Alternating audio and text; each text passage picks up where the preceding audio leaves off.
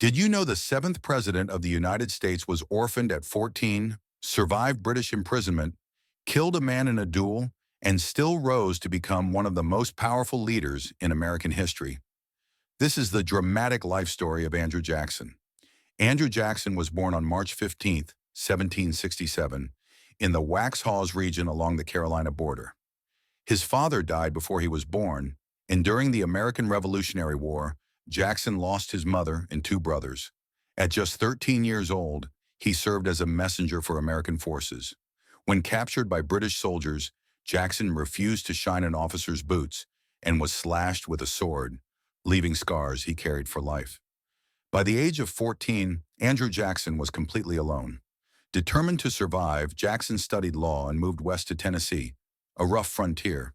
He became a lawyer, judge, and politician, but also gained a reputation for a violent temper. Jackson fought in multiple duels, and in 1806 he killed a man named Charles Dickinson in one of them. Despite his flaws, Jackson rose quickly in politics and became a wealthy plantation owner. Jackson's life changed forever during the War of 1812. As a general, he defeated Native American tribes and forced massive land cessions. His greatest moment came in 1815 at the Battle of New Orleans, where he defeated the British in a stunning victory. Andrew Jackson became a national hero, known as Old Hickory for his toughness. In 1824, Jackson ran for president and won the most votes, but lost the election in what he called a corrupt bargain. 4 years later, in 1828, he returned stronger and won the presidency in a landslide, presenting himself as the voice of the common man.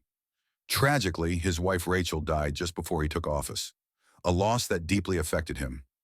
As president, Jackson expanded voting rights for white men and strengthened the power of the presidency. However, his legacy is deeply controversial. In 1830, he signed the Indian Removal Act, forcing Native American tribes from their lands.